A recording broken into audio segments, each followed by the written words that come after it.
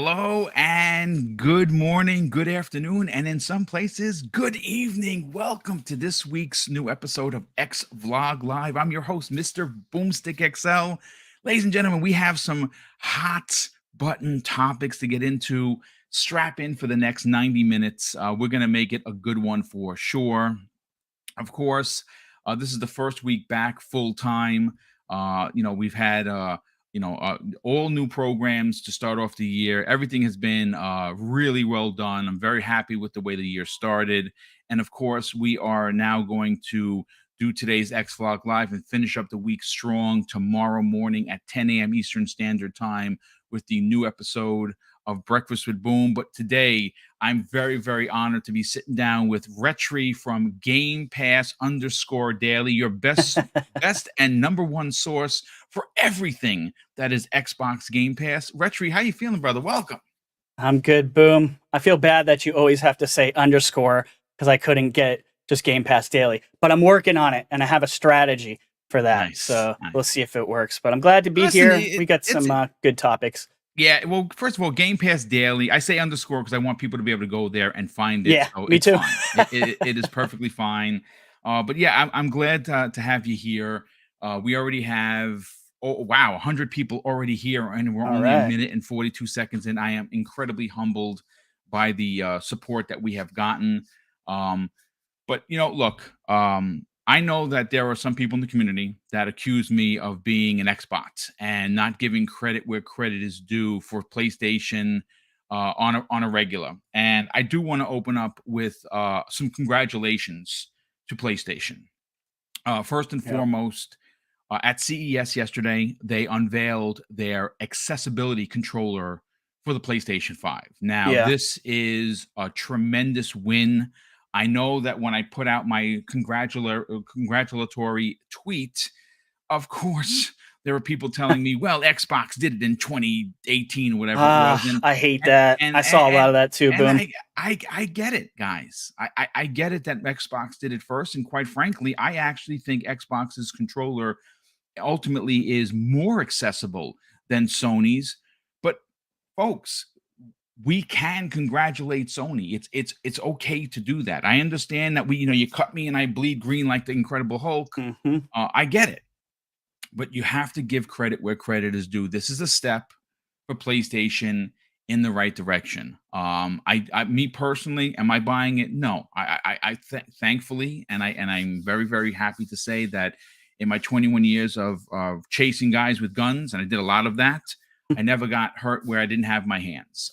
But for people who are disabled, who are PlayStation fans, folks, you got to understand how big of a deal this is. And again, I understand that in the trenches of console war, it doesn't matter, but it should. The human factor, which is going to be a big aspect of today's show. This is probably not going to get a lot of clicks. It's probably not going to get a lot of likes, and maybe not even a lot of views. But you know what? Those are my most proudest achievements when it comes to podcasting, because I don't want to just be known as the guy talking about the hot topic. I want to talk about topics that are important to all of us as gamers, regardless of what color flag you fly. And the other congratulatory tweet that I put out there is PlayStation 5 has surpassed in sales, not shipped, 30 million PlayStation 5s, folks. That's a big deal.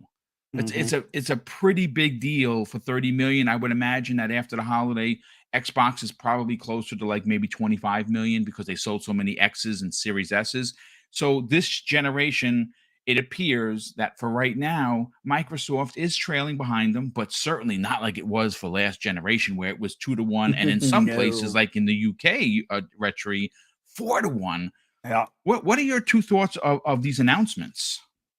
Well, I love the accessibility thing. I'm big into that. I am an Xbox ambassador, and they are huge on that. If you ever do that, you'll see the accessibility side has got all kinds of missions. They're always trying to help out gamers, colorblind gamers, people in wheelchairs, all kinds of stuff. So Xbox is definitely at the forefront. I definitely think they're leading the charge. But PlayStation, I mean, it's great. This should be about the gamers and not about Xbox versus PlayStation. I was getting really annoyed with some of the Xbox guys that were some of the stuff they were saying on Twitter. I stayed out of it, but man, shut the hell up with that crap. Like, what is wrong with you? This should be about the guys who are PlayStation people who can't play the games. So I think it's a great thing.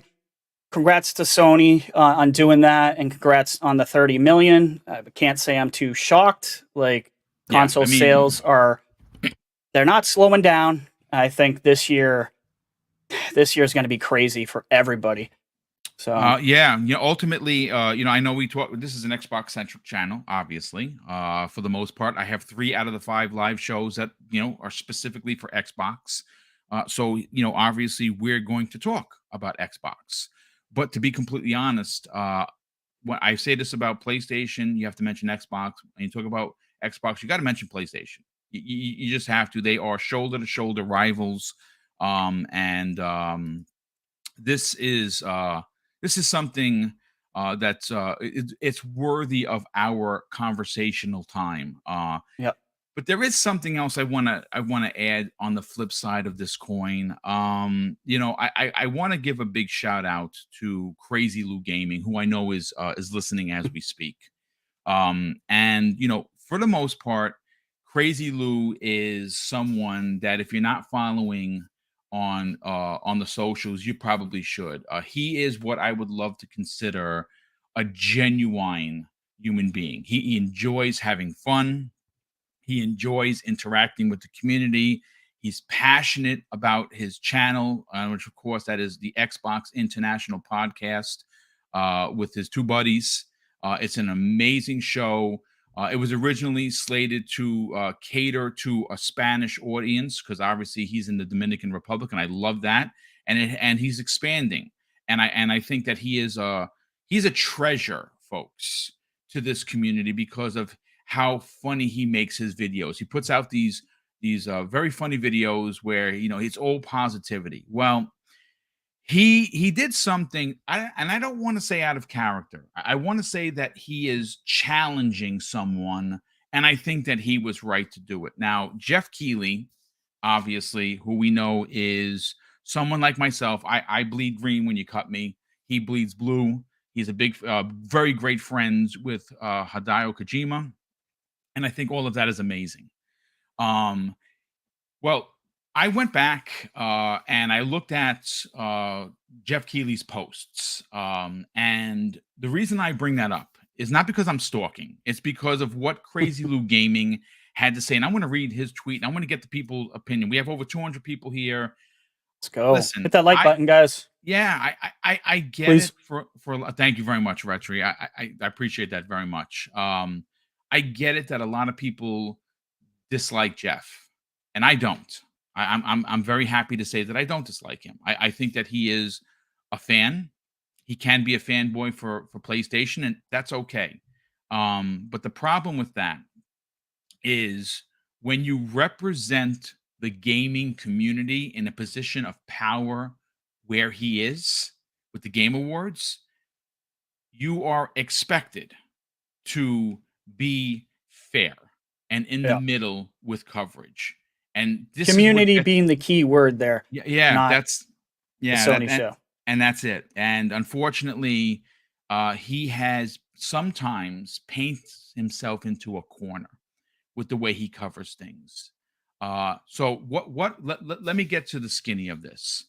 So Crazy Lou Gaming puts out a tweet, actually 2 tweets, directly to Geoff Keighley, and of course he was being politically correct. He says this, folks. So Xbox 2 days ago talked about Starfield, Minecraft Legends, Party Animals, Forza Motorsport, and Redfall, which you didn't promote or retweet. Sony talks about PlayStation VR 2, more than 30 games, sold more than 30 million PS5s, and you tweet that in excitement. Good to know. And then he follows that up with, I guess he was replying to somebody. He says this, folks. And again, I have to talk about this because I think that it's worthy of a conversation. He says, not to be rude or anything, since you're an important figure in the video game industry with one of the coolest shows of the year, shouldn't you be promoting every major video game company? So, like a good detective, I went and I looked at Geoff Keighley's last 6 tweets. Right now, you want to come to these kind of shows that I do, and I'm very, very specific when it comes to having the information, so I don't A, look like a boob, and B, get it wrong. Because when I get it wrong, I hate myself the next day, because I want to make sure that I do my homework. And the last tweet that Geoff Keighley put out was on January 1st for the new year, saying that the Game Awards has officially crossed a big milestone, and they have 1 million followers on Twitter. That's tremendous, folks. Absolutely tremendous. Congratulations to Geoff for building the audience and the community that he has. Congratulations for the Game Awards being one of my favorite shows of the year. I love it every year. Not so much this year, but it's fine. It was, to me, it was like a 7 out of 10. Last year's was just amazing. I think I gave it almost a 10 out of 10. It was fantastic.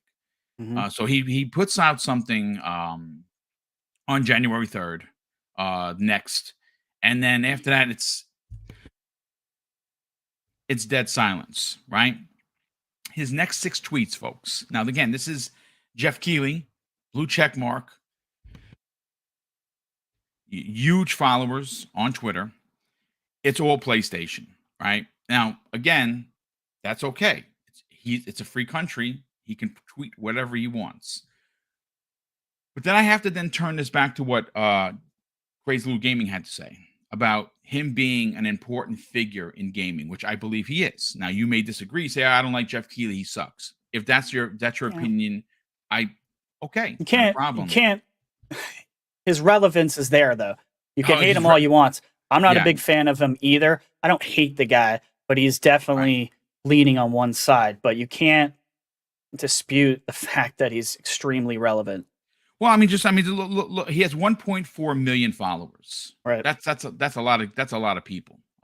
So he obviously blue check mark, legitimate. Retri, I kind of want to get your opinion on this, because Crazy Lou has a great point.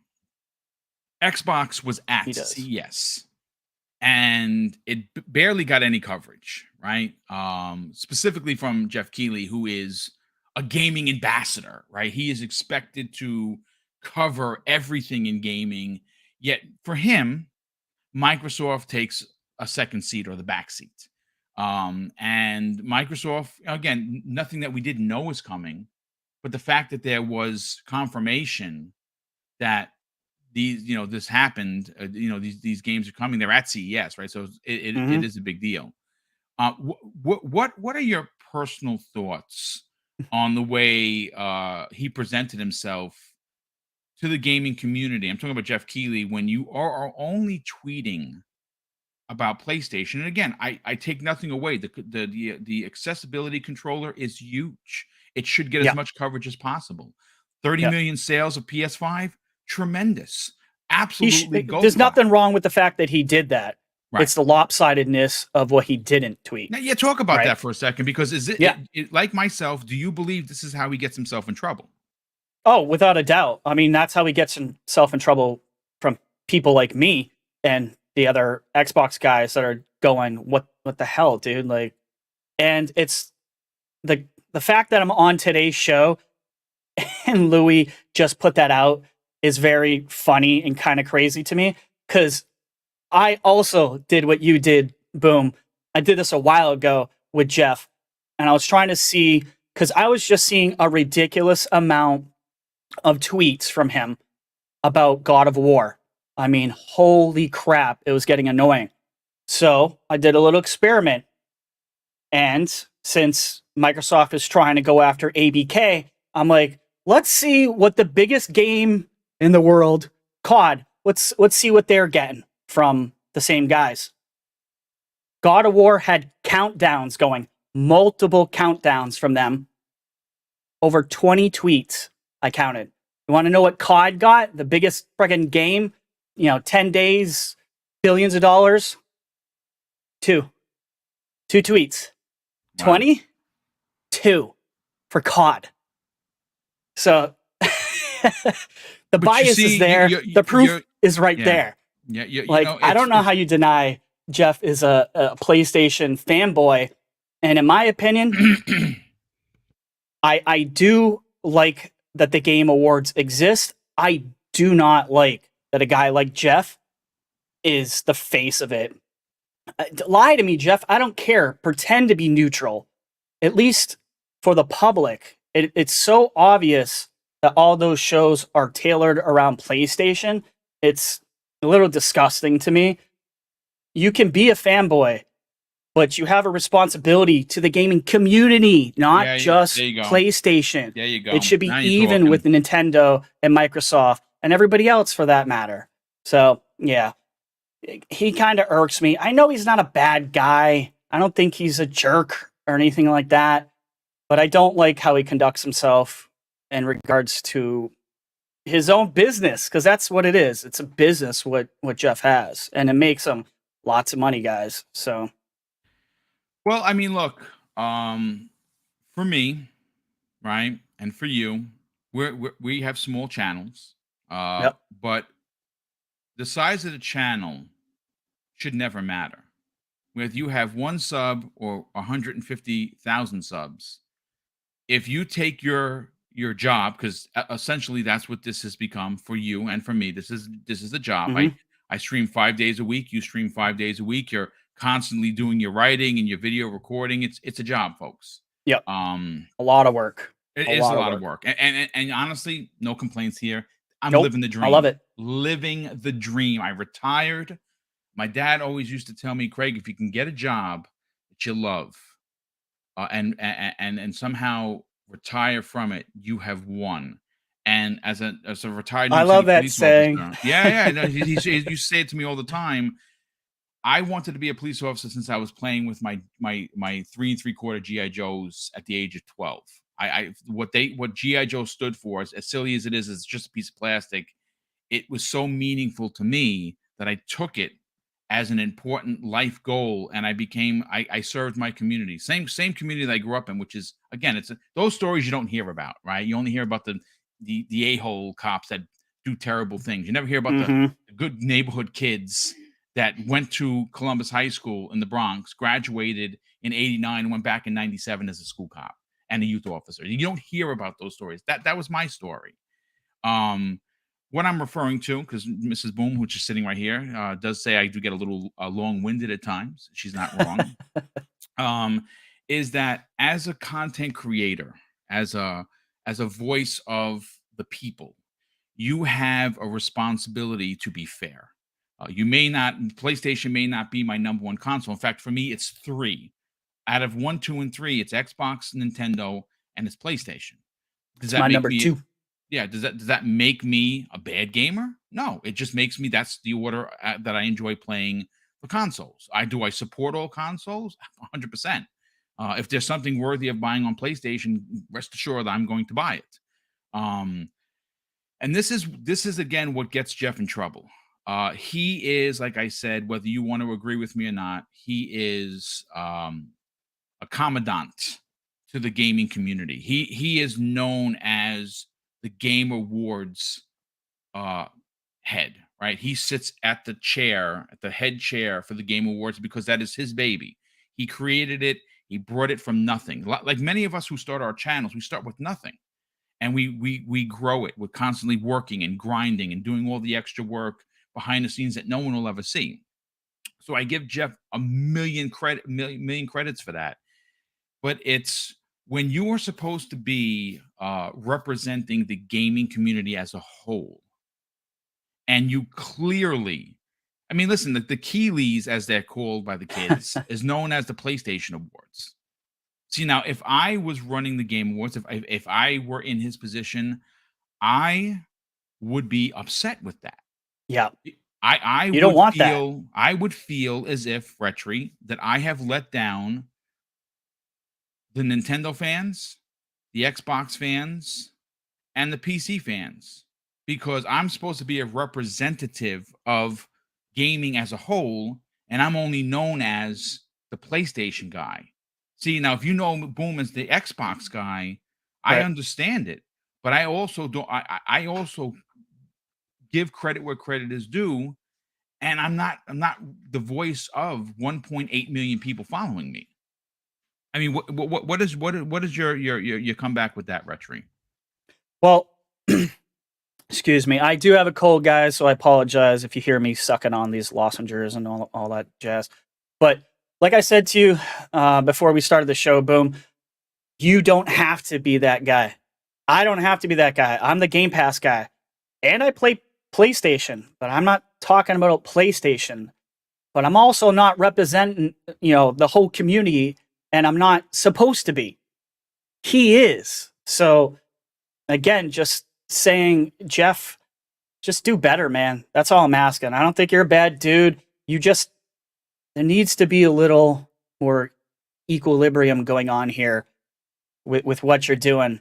And if you look at the tweets and the promotions and their shows, if you can't see that it's PlayStation centric, I don't know what the heck you're talking about, but you're just blind, I guess.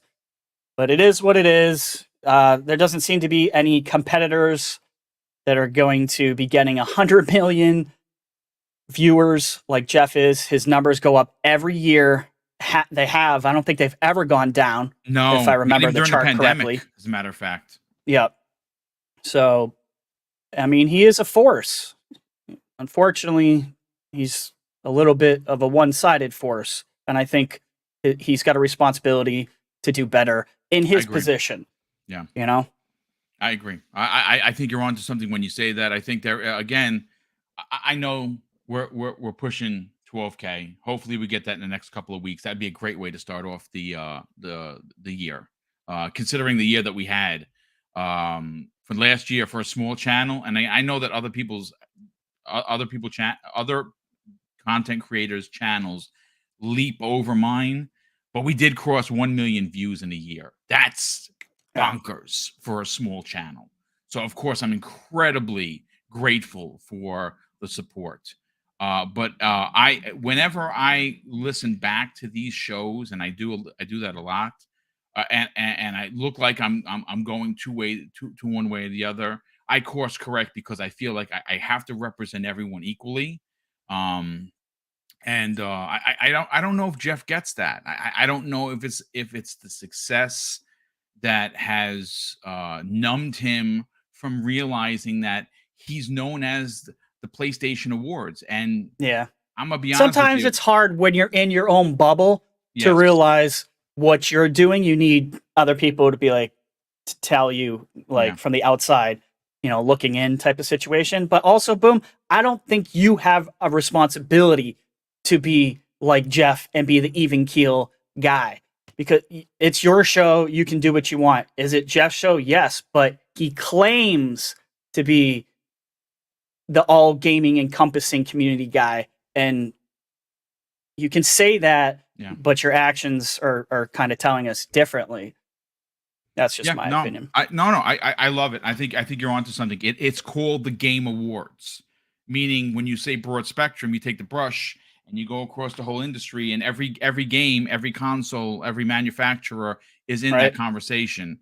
Sometimes it doesn't appear like anything else exists, and I think that ultimately is where we have an issue. And again, like I said, I don't hate Geoff. I know a lot of people are in here like, boo, Geoff. I don't hate him. I think he's incredibly important. I applaud all of the hard work that he has done for gaming. He has made the Game Awards is the most, whether you like it or you don't, and you said it before, Retri, it is the most viewed gaming show every year, and every year it gets millions and millions and millions of more.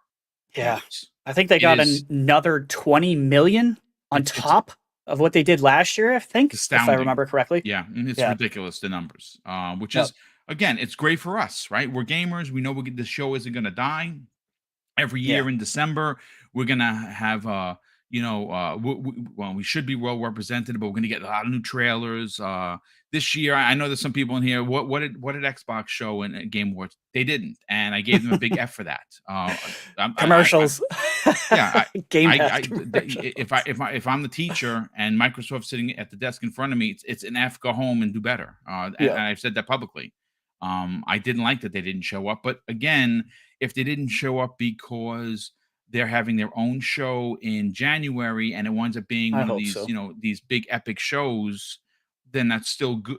I'm going to be happy because we're getting a show that we normally don't get from Microsoft.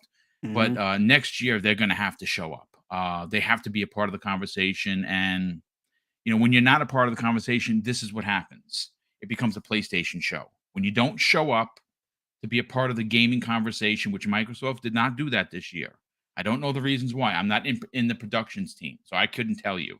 But I can tell you as a fan, it's a big F in red. Right. Okay, so there you go. There's my disappointment of Xbox for the day. Now I know some people are dropping some super chats. I'm going to read them. And the first one comes to us from John TJ, who just a very generous $10 super chat and says, "Morning, guys. Did you hear the breaking news with the CMA having delayed their time frame to come up with an answer for the deal? Destin, the YouTuber, of course, Destin Legary, Yep. I think he's still, I was going to say formerly of IGN, but he's still with IGN. He's still there. Yep. Is covering right now. He has a video out. Yeah, I love Destin.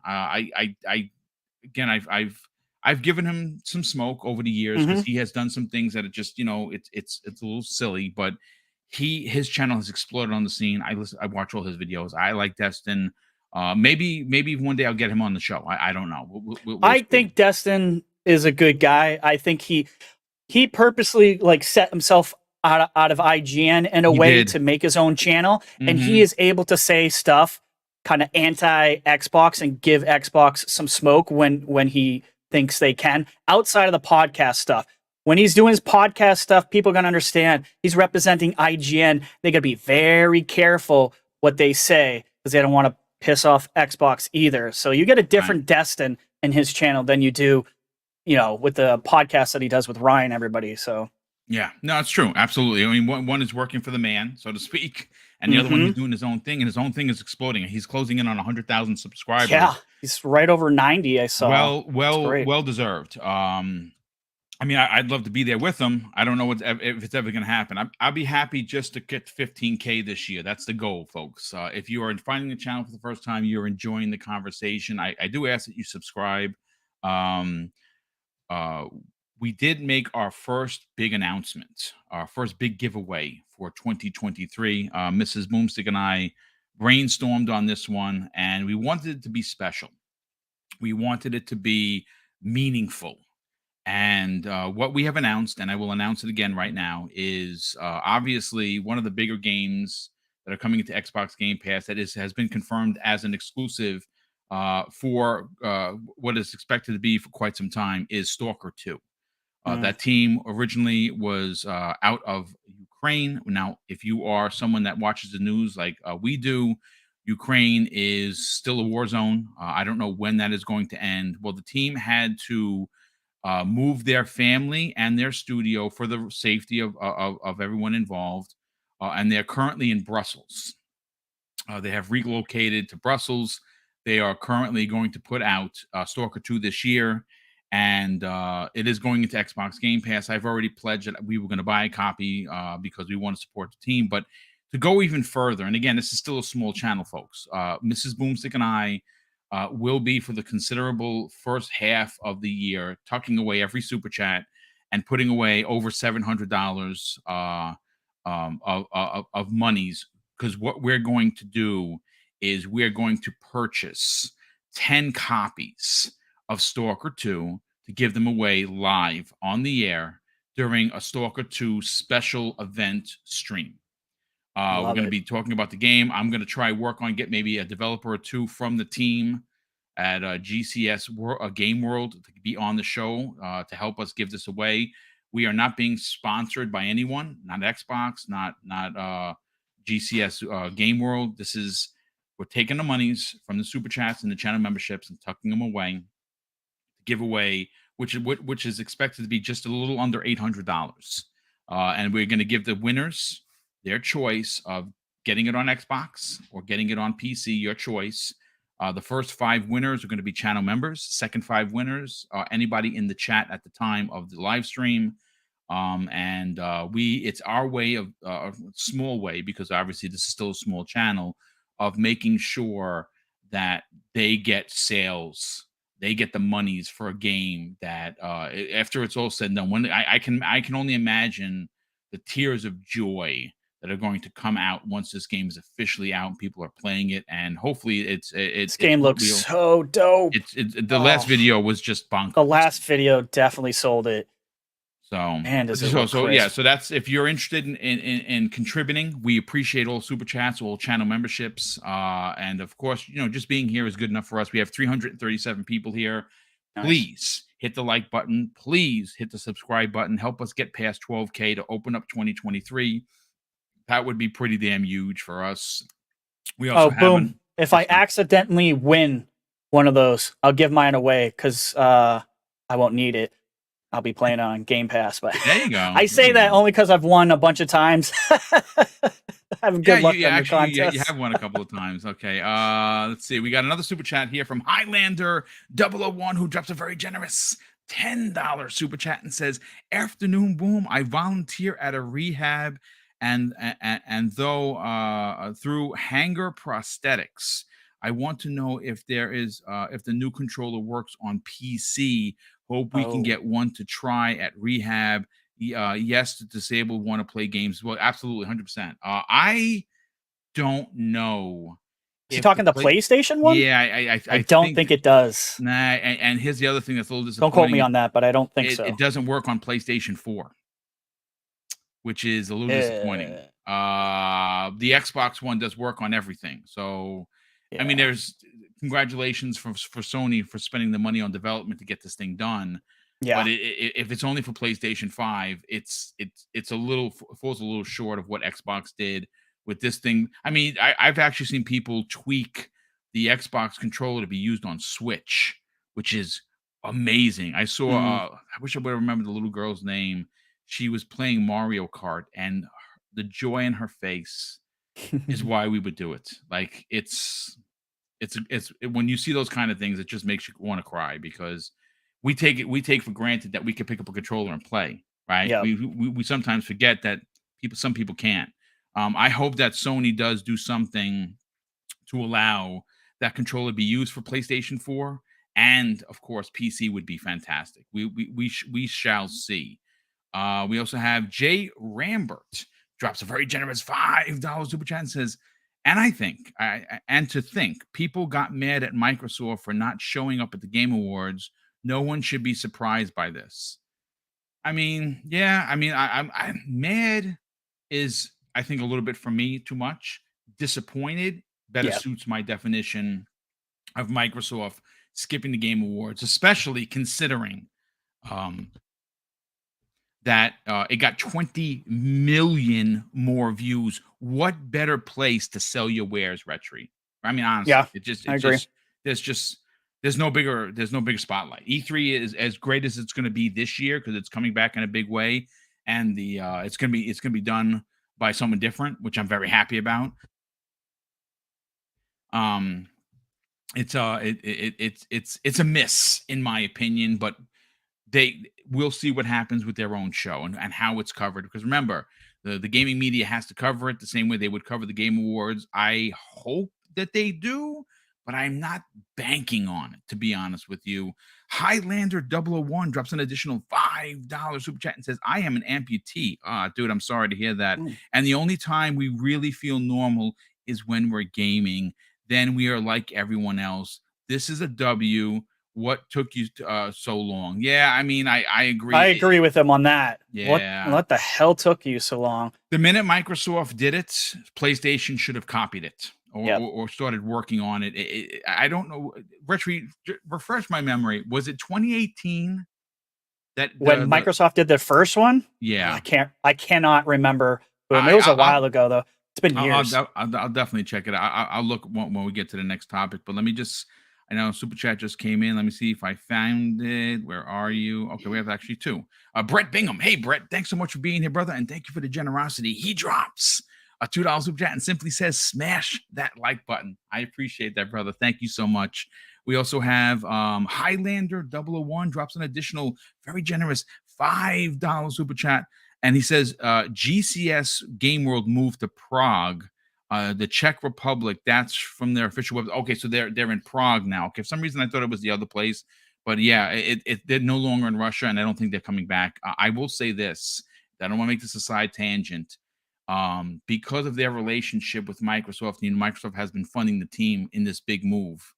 I hope that they're acquired by Microsoft. Yeah. I think that they are a prime acquisition for a multitude of reasons. First of all, they're very talented, and I know it's going to sound kind of fanboyish, but I hope that Stalker 2 stays exclusive. I'm sorry, I just really do. I Suck think it, that Sony. Nah, I mean, I'm joking. No, I know you are, but I hope that it does stay exclusive for a multitude of reasons. And I would love to see them transition from the little team that should have closed down. The studio, by all rights, should have closed down, and it didn't. This is one of those success stories that you look back and you say, Microsoft has an opportunity to potentially lock up a very, very talented team that somehow overcame ridiculous odds to get this done. And we also have, let's see. Okay, I think I'm up to date. I will, it's just Super Chat. Don't sweat it. I'm going to go back into YouTube and pull it up, make sure I got everyone. But it says, there's Bane. I'm probably pronouncing it wrong. He says, man, Boom, when I saw the dragon graphic in the thumbnail, I thought the Welsh gamer was going to be on. Yeah, listen, we're working on getting the guy back. His wife is a nurse. He takes care of his son during the day. It's trust me, we're gonna get the Welsh gamer back for sure. He's a good dude. At some point. Yeah, Welsh is a great dude. I love that guy. But listen, let's get into one of the big breaking news that everyone's talking about. Obviously, this was brought to my attention by Everborn Saga, who has been covering and following, like all of us, the situation with the ABK. And it was posted this morning by the CMA on their official Twitter account that the timelines have moved. Now, how much have the timelines moved? Well, I'm going to read the original posting from the CMA regarding the Microsoft Corporation, Activision Blizzard Incorporated administrative timetable. And in December, they had some party hearings verifying information, considering provisional findings. January was originally for 2023 was notified provisional findings and possible remedies if required. February, final deadline for all parties' responses and submissions. March 1st was the statutory deadline to publish its final report. Now, some things have changed. Obviously, December has passed, and it says here late January, early February, notify provisional findings and possible remedies as required. Not that big of a jump. Late February, response hearings if required. March 2023, final deadline for all parties and responses / submissions. And they have now moved back the statutory deadline to publish a final report for April 26th. Now it is just under a month difference. Retri, this is a big nothing burger. I completely agree. People are blowing this way out of proportion. Look, the bottom line, if they were going to say no, Retri, they would have blocked it already. They would have come out and said, you know what, we're moving up the timetable. We're going to block it. Right now, government in many regions of the world sucks. The United States government right now is an embarrassment. The fact that they can't figure out a party leader is gross. I don't understand how Congress runs. This is why the world is as horrible as it is. They're not. Yeah, it's disgusting. It's like they're spinning their wheels, wasting millions of taxpayer dollars, and a Parliament in the UK and the EU, they're not doing any better, to be quite honest with you. So Yeah. that's why this thing is delayed. It's not delayed because they're going to listen to Sony and they're going to block this deal. The deal is not going to get blocked, folks. Microsoft is going to offer up a significant amount of concessions. Unlike the FTC, which you talked last night on Primetime Gaming, the CMA and the EU Commission have an open door policy. Microsoft is sitting in the same room with them. They're having conversations. They're trying to figure out what is the best for the consumers, what's the best for competition, and it's going to get hashed out. It's going to get worked out. This timetable move is simply it has to do with what's going on in a lot of places in government, both in Parliament, in the UK, in the CMA, and in the EU Commission, as well as the ridiculousness that's going on here. What do you want to add to this, Retring?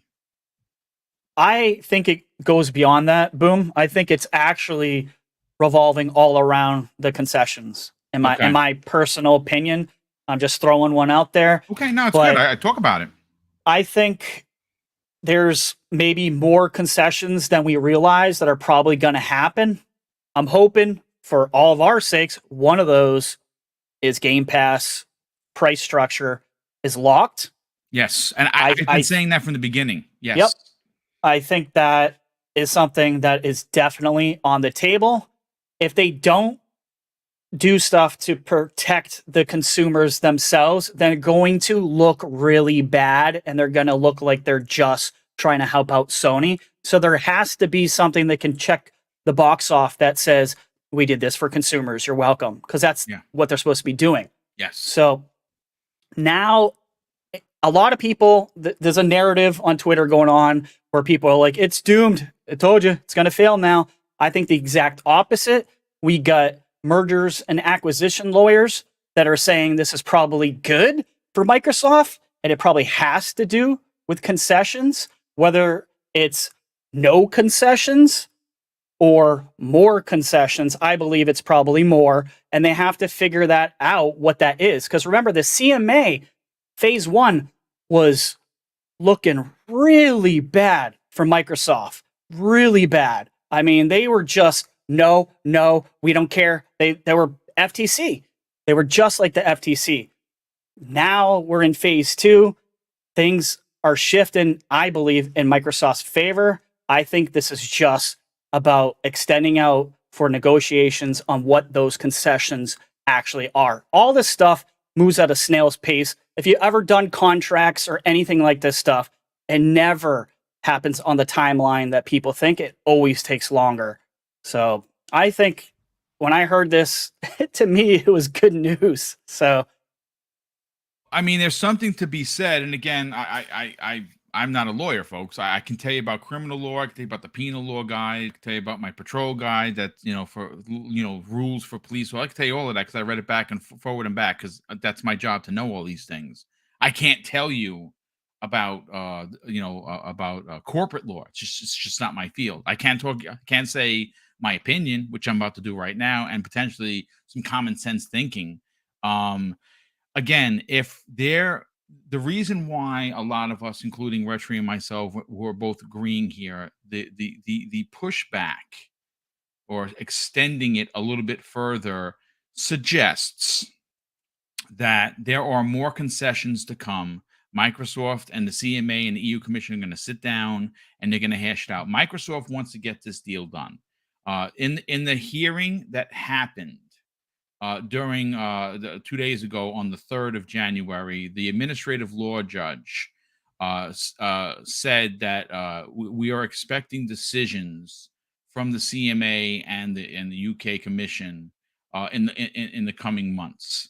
And Microsoft came forward and their lawyer, their attorney that's representing Microsoft here, basically said that if they do get the okay that the deal is not going to be blocked from both of these European entities, they're going to move forward with the deal, forcing the FTC's hand, which at this point said that at this time they're not going to file it in federal court to block it because there's nothing for them to do. They don't need to do that right now.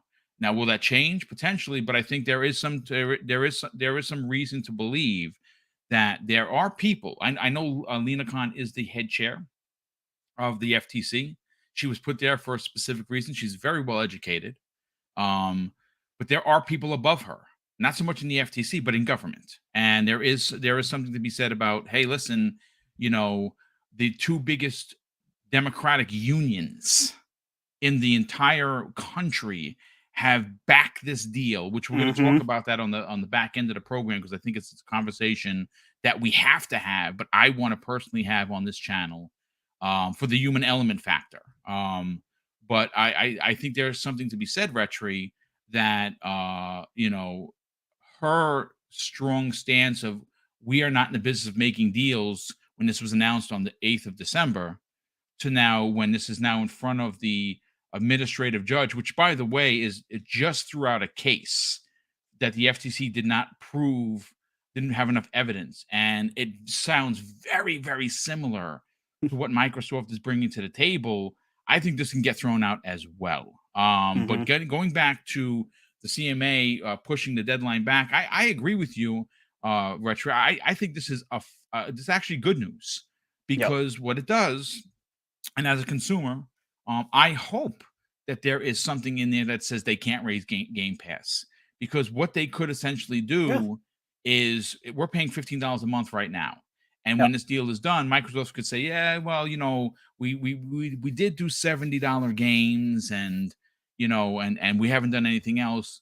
And what again, I'm not saying the value wasn't there. If it was raised to $20, I would be disappointed. I would give them the righteous smoke live on the air. I'd do an emergency podcast and I'd give it to them, because $5 more a month is unacceptable. But if they added something like Ubisoft Plus, if they added something extra, if there was an extra value add to it, that I would be more okay with it. But if it was just raised as it stands, I would also have a problem with that. They get the smoke from us. They would get the smoke. And I'd make videos about it, and a ton of Xbox guys would hate on me. I don't care. No, but that's a conversation we'd have to have. We'd have to, because we gave Sony the same smoke when they're charging $18 for their service. Yeah, which I'm paying. I don't pay $18 a month. I pay the one fee, and I don't even use it as much. But I still like having all those games in there. They need to be better. They're charging $3 more than Game Pass, and it's not day and date. I did it originally to get Stray. Stray's a great game, not game of the year. Good, a good game nonetheless. I want you to kind of just reiterate some of the things that you said, though, Retri, regarding this, to calm some of the fears. Because I see the chat. We have almost 400 people here. A lot of people are concerned, like, oh, my God, the deal's done.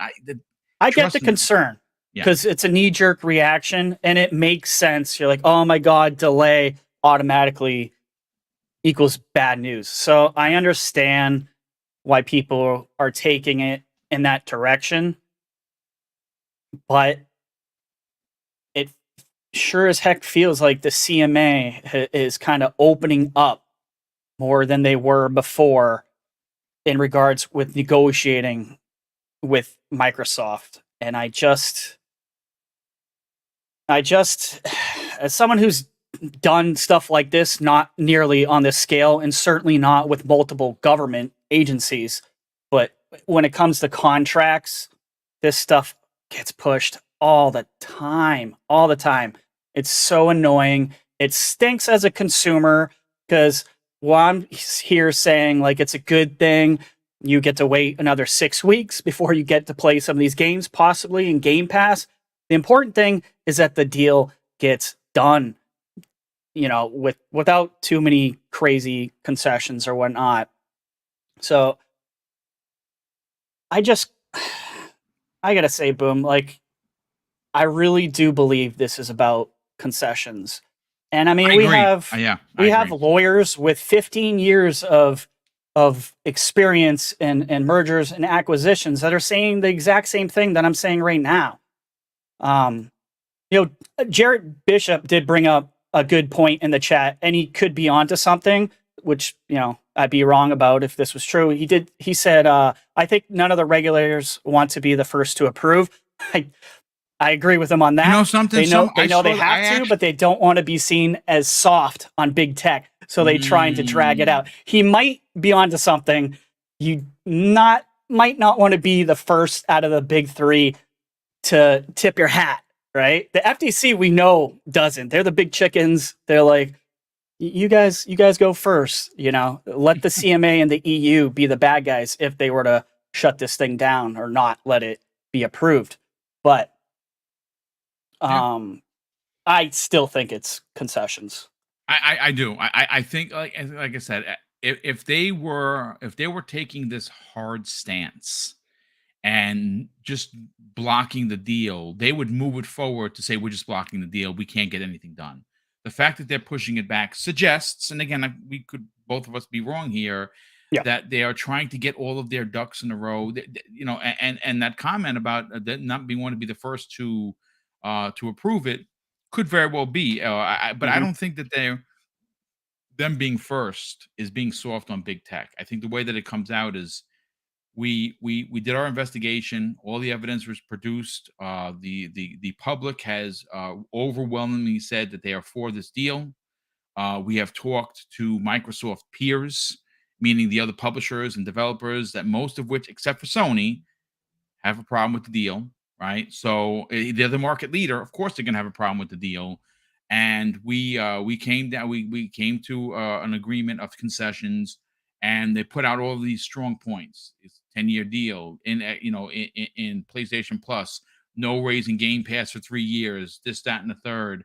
And I think ultimately it is going to it is going to go through. It is going to go through. Real quick, Jay Rambert. I know I'm pretty sure that I read it before, but I'll read it again. He dropped a $5 super chat and he says, to think people got mad at Microsoft for not showing up at the Game Awards. No one should be surprised by this. And I agree. Yeah, you did read that one. We also have Brett Bingham. Oh yeah, he put a smash the like button for $2 super chat. Thank you for that. Thank you, Brett. We also have Brett Bingham once again drops a very generous $5 super chat and says, boom. I hope Stalker 2 remains exclusive too. Sony can suck eggs, and I'm not apologizing. Sorry, not sorry. I love it. I love the cattiness of it all. Drawn TJ drops a very generous $5 super chat, an additional $5 super chat, and says, I hope that the price lock Game Pass Ultimate family plan for 10 years or 5. Yeah, I think that 10 years. 10 years, no, but I can. That's a lot.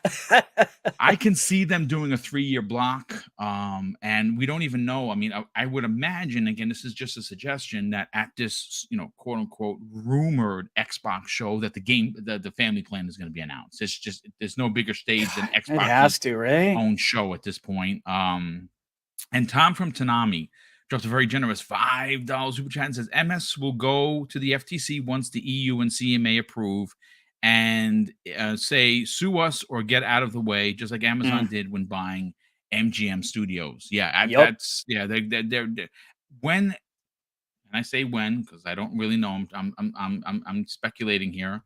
When the deal is approved from these entities, Microsoft is then, they've already said it. They said it to the administrative judge that if there's no common ground with the FTC, they're going to move to close, and they're going to force the FTC's hand either to get out of the way, like Tom said, or sue in federal court. And if it goes to federal court, it is going to get laughed at a federal court. It's just the case is laughable, to be honest with you folks.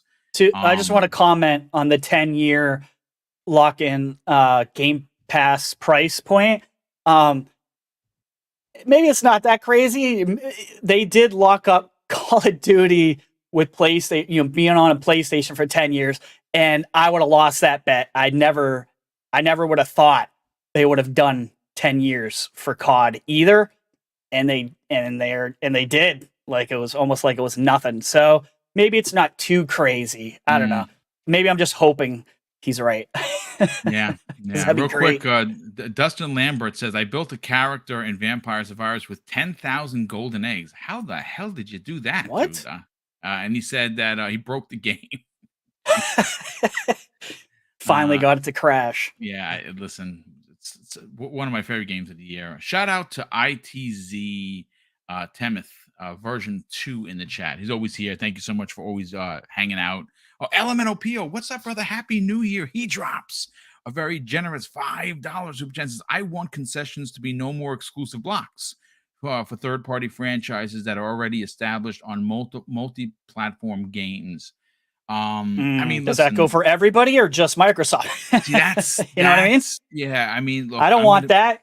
Yeah, I don't want them to play by different rules. I Like don't think it they would should. be if he's saying if it's everybody, I agree. That would be fantastic. But I don't want something, Microsoft shouldn't have to play by, different rules than Sony does.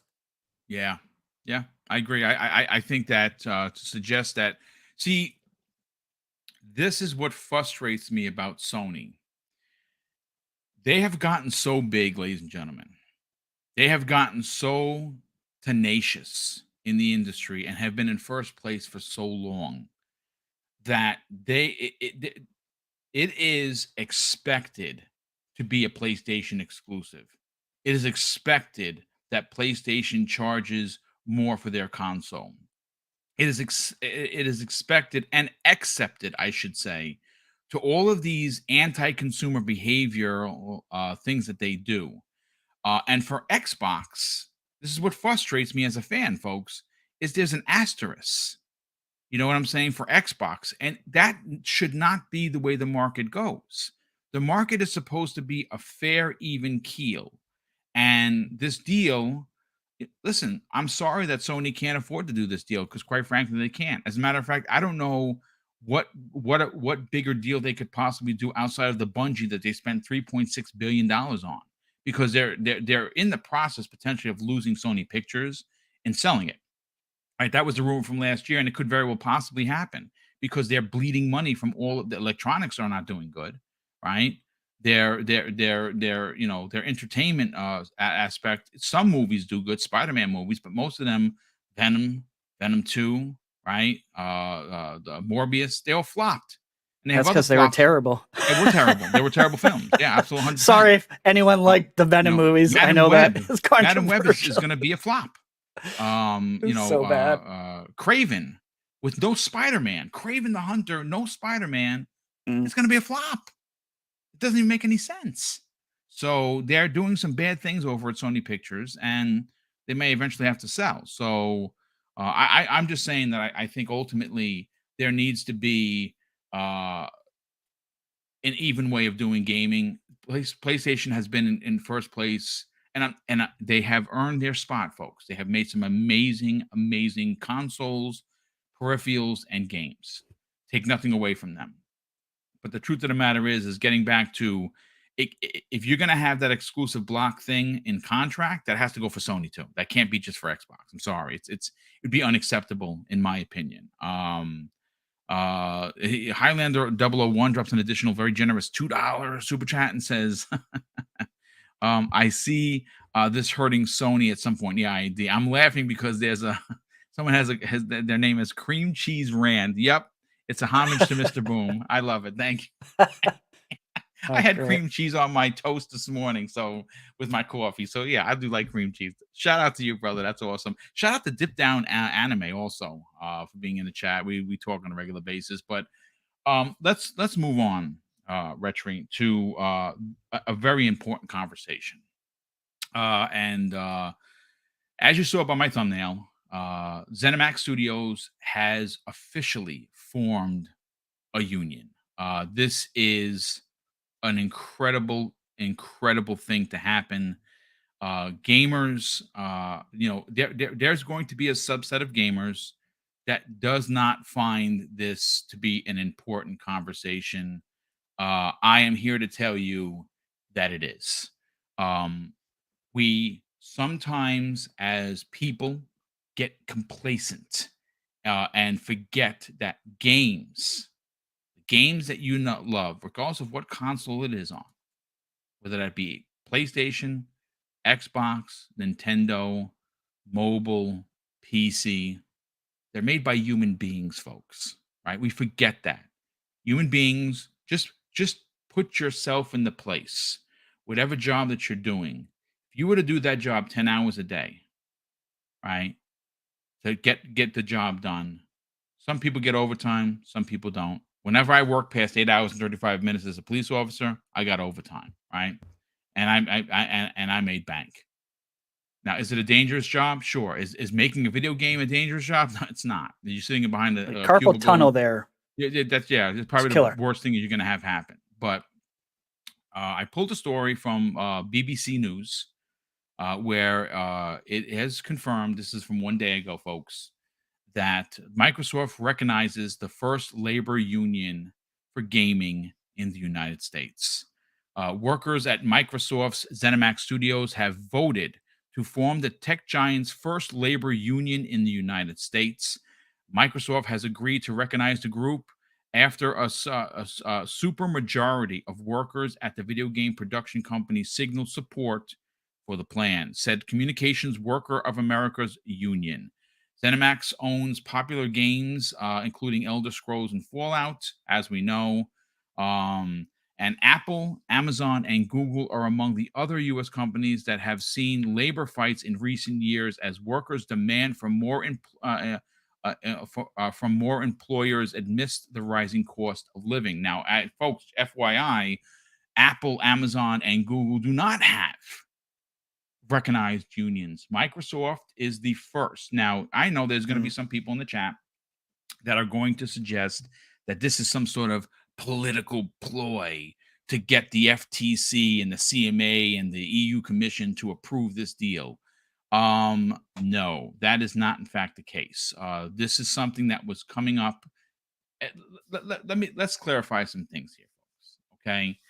The reason why there has not been a massive walk-off at Activision, Blizzard, and King today isn't because eggs and cream cheese are $9. No, it's because of the hope that when Microsoft takes over, it is going to be a much better place to work for them, who they're working for now, which is basically the devil in Bobby Kotick, right? He's going to be on the outs. New management's going to come in, and you're not going to have to worry about having a Bill Cosby room on the 12th floor where potentially interns are going to be raped, right? The fact that that even is a thing sickens me as a human being, but makes me boil my blood as a former law enforcement, because I just want to lock up everybody involved. But according to the report from BBC.com, other video game and tech giants have made conscious choice to attack, undermine, and demoralize their own employees when they join together to form a union. And this comes the way of the president of the CWA, Chris Shelton. He goes on to say, Microsoft is charting a different course, which will strengthen its corporate culture and the ability to serve its customers, and should serve as a model for the industry as a blueprint for regulators, he added. Retri, let's rip off the Band-Aid and get right into this. Yeah. This is a monster deal, and this is a deal for the people. Game development, folks, if you didn't know, is freaking hard. Okay, yeah. I couldn't do it on my best day. I've tried it. Holy crap! Yeah, go mess around with Unity and then come back and tell me it's not hard. It's funny because when I first started as a police officer, I actually I was doubling going to school, and I was like, yeah, I don't want to learn how to make games. I was trying to do both, go to school and be a cop at the same time. Very crazy. Very, very, very difficult thing to do. And it didn't work out for me. And ultimately, it wasn't because I couldn't do it. It's because after seeing some of the tools that go to make these things, I didn't want the Disney magic spoiled for me. Like, I didn't want to know what was behind the curtain. I just wanted to always look at the industry from a gamer's eyes. And that's why I decided not to do it. I mean, obviously, the time was a problem also, but I could have done it, honestly. But I just didn't want to do it. Retri, I want to get your opinion on this. Let's talk about importance. I know this is the big hubbub about this is Microsoft's way of sneaking in the deal. That's dumb. If you think that, then you're missing the whole point here. How important is this for the game designers, the game makers of the world, not just for Xbox, for the world that make games that are going to see this. Microsoft is setting a course to change tech that has not seen change this big in 2 or 3 decades. Workers deserve rights. I was a police officer. I had the Patrol Benevolent Association, the PBA, that defended me when I needed. I didn't need much of it, but I had a union backing me. Having a union backing you is massive. It's Talk unless about you've never been in a union, like you might not understand how big of a deal what Boom just said actually is. I mean, I was in a union for 19 years working in television. Shout out to IBW Local 1228. So for the 300 QA testers at ZeniMax, this is massive. And I want to clarify something. I thought Raven Software had the first union, not these guys. Maybe I know mistaken. that they were working on it for sure. Yeah, maybe this one got ratified before them. I'm not sure, but they were moving forward with their QA testers first before these guys were. But anyways, the point is, this is a big deal. 300 guys, super majority voted for this to happen. It's huge. It's the ripple effects that this is going to have. Whew, this is just the beginning. This, like, the first step, obviously, was getting the union recognized, getting it pushed through, and they did that, like I said, with a super majority. So obviously, most of these guys voted yes, just like they did at Raven Software. I think it was 19-3 at Raven. I don't have the numbers for ZeniMax, but I'm sure we'll get them eventually. But yeah, I mean, this is not to be understated. This just opened the doors into Microsoft and unionizing Microsoft QA employees. This is just the beginning. As someone who's written contracts, like, as a union guy, you're like, oh my God, we got into Microsoft. We're in. Because they ain't stopping. They ain't stopping with these guys. Guaranteed. They are already talking. CWA is probably already talking to some other studios because they're going to start with the QA testers because they probably get screwed more than anybody, right? So they have to deal with probably crunch and excessive crunch. And I think low wages is definitely part of this 100%, discussion. Definitely the low wages. They're probably the least paid. They are probably the least paid in the building. So, and they do the most work. A lot of people don't understand what QA testers do. They beat games 10, 15, 20, 30, 40, 50 times. Yeah. That's hard to do, folks. Absolutely. So, I mean, this is great news. Now they have to draft up the contract. It comes the fun part. The hard part's kind of over, and the fact that it's recognized, and that's huge. Now comes, what do these guys want? You know, what are they going to get? Less crunch, more pay. What holidays are in the contract? All kinds of stuff for the QA testers. Clearly, they need to discuss crunch. Do they kill it altogether? Or do they look for more money? Are they going to get double time now if ZeniMax tries to push crunch? Stuff like that. This is the stuff that the union shop steward and the lawyer are going to go over. And I'm sure there's going to be some infighting between Microsoft and the union, because this is when things get dicey. This is when things, parties clash. It's great that they're allowing this, but now comes the actual fight, because the contract is what matters at the end of the day. Hopefully they can get what they want out of this. And I do kind of feel like it is a little political. Boom, I'm going to kind of go against you on that one. I do not see, I don't, because I'm not here to agree with everything that you're going to say, obviously. I don't think without Activision Blizzard, there's a chance of this happening. I think it's about 0%. Because the fact is, big corporations, when union comes in, they're gonna be paying more money. Yeah. You know? Big corporations don't. That's why Apple, Google, these other guys hate unions. Because they know it equals more money out of their bottom line. Yeah. I mean, in our union contract, we were able to, it took us a year and a half to go get our contract, but we were able to fight some really rich guys that own the company, and it was extremely uncomfortable, but we were able to get our guys a 14% raise, which has never happened in the history of that union. So hopefully they'll fight hard and be fair. That's what's important here. So yeah. I think it's a huge deal. And like I said, it's going to be a ripple effect. You got Raven. Now you got ZeniMax.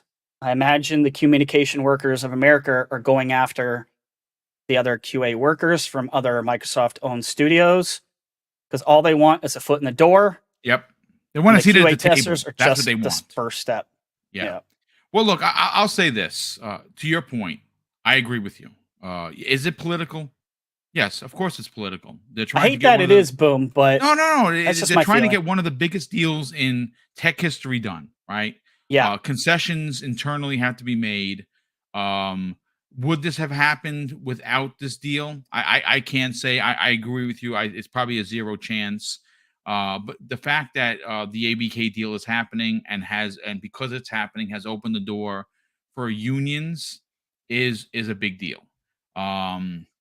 The mere fact that that this is going to blossom into potentially something that is much bigger than all of us is a big deal. The last contract that I was a part of took 6 years to get a contract. Holy crap! Yeah, it was 6 Wow. years. It was the PBA.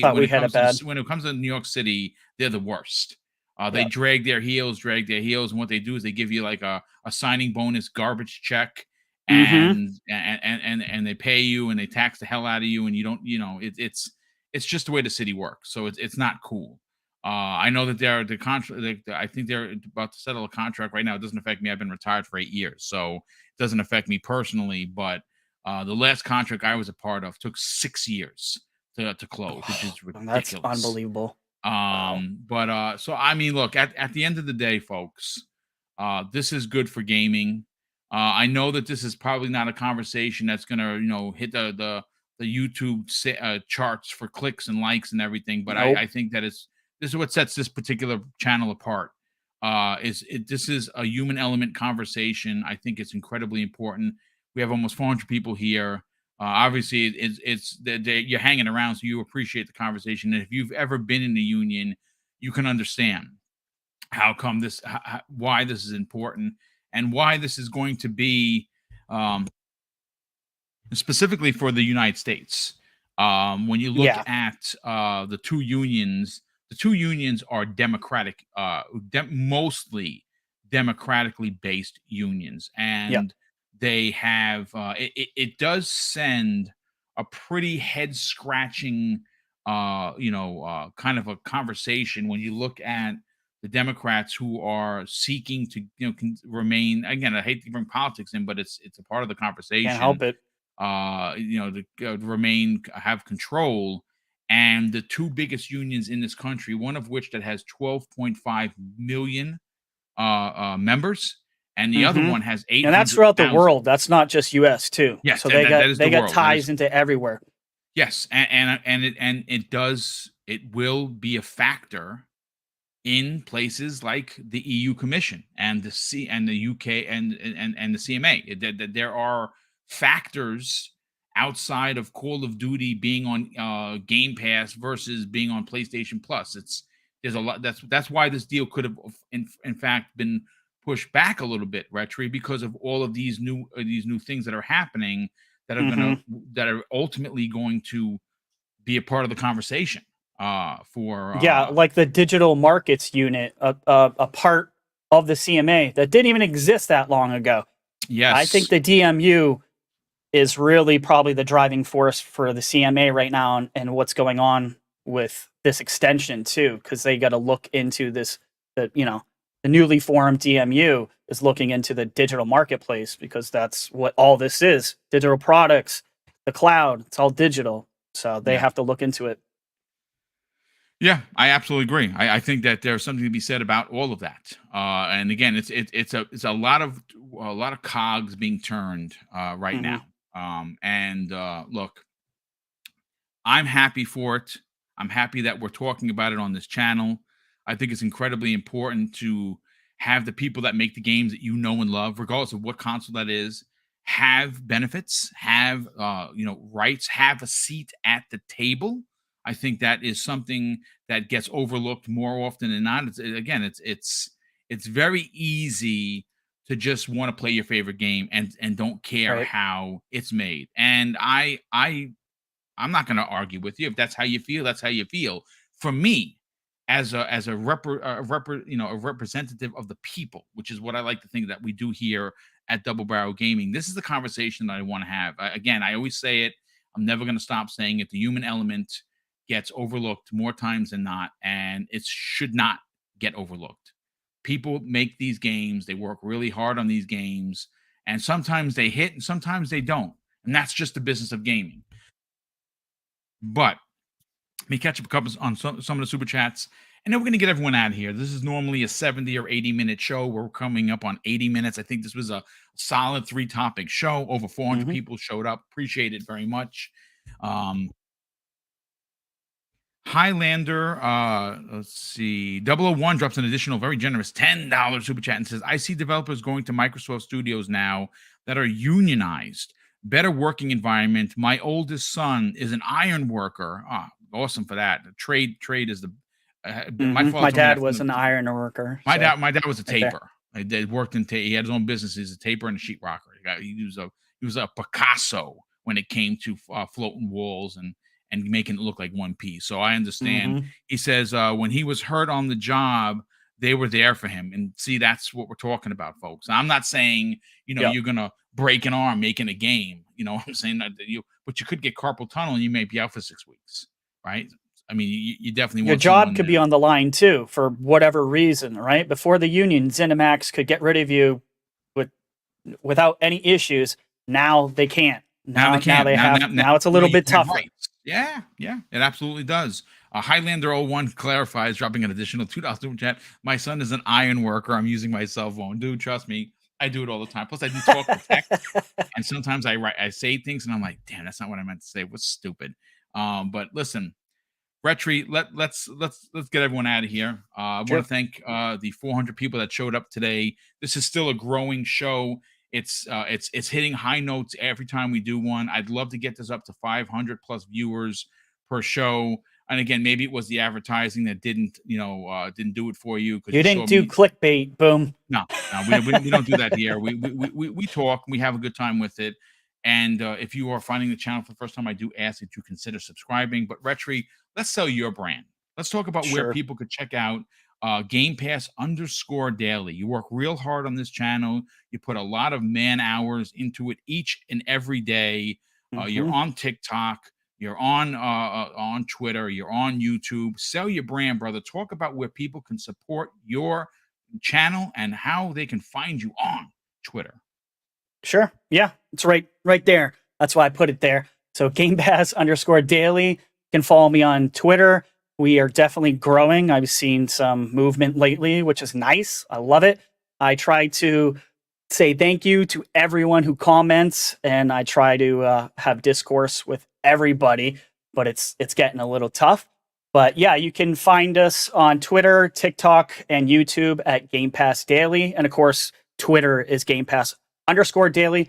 But like I said, I'm working on trying to just get it to be Game Pass Daily. But Twitter is Twitter, and they haven't been all too friendly lately. So it might be a while before that happens. I mean, listen, look, you're putting a good work in.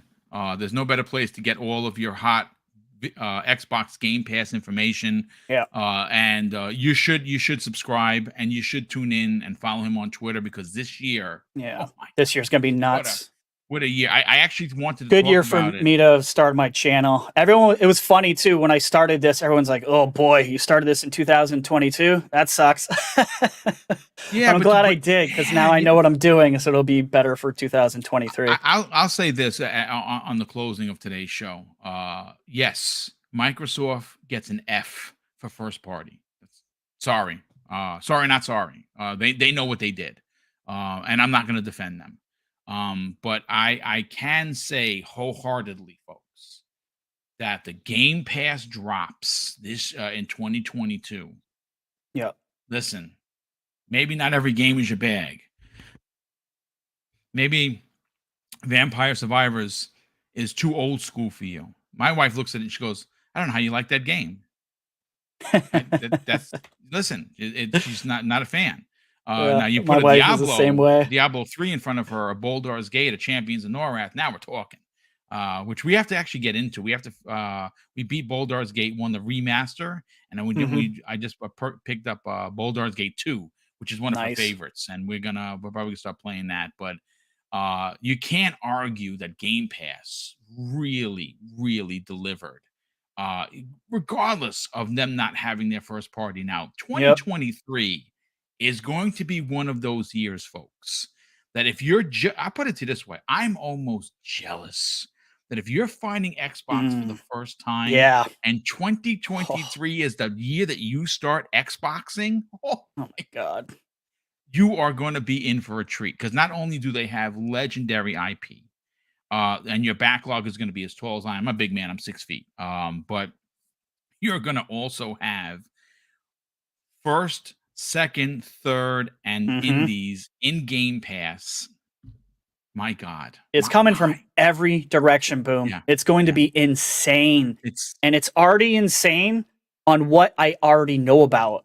I mean, to start off the year is Monster Hunter in 2 weeks, right? I mean, Monster Hunter coming out January 20th. You got Persona 3 and 4 coming out the day before Monster Hunter. And, 45 games that I know about that are coming out, and there's gonna be, I would say, you can clip this, guys, right now. I don't care. There will be at least 4 times that amount. At least. Yeah. Clip it. I believe it. Guaranteed. I believe it. Well, listen, Retry, thanks so much for being here, brother. A big shout out to all of the very generous super chats. Those are going to be put away to do our first big giveaway, and that is 10 copies we're purchasing to make sure that GCS Game World gets their 70%. We want to make sure that they are that they know that we love them and that we're supporting them. And Double Barrel Gaming is going to do what we can. 10 copies, 5 given away to channel members, 5 given away for anyone in the chat. We are going to do a very special announcement, a release podcast.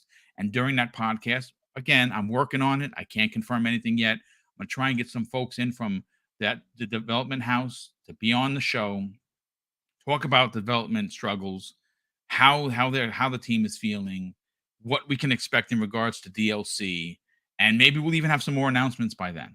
We don't know when it's coming out. I think it's going to be out the first quarter of the year, but whenever that is, we're giving away 10 copies. We're purchasing 10 copies to support that team.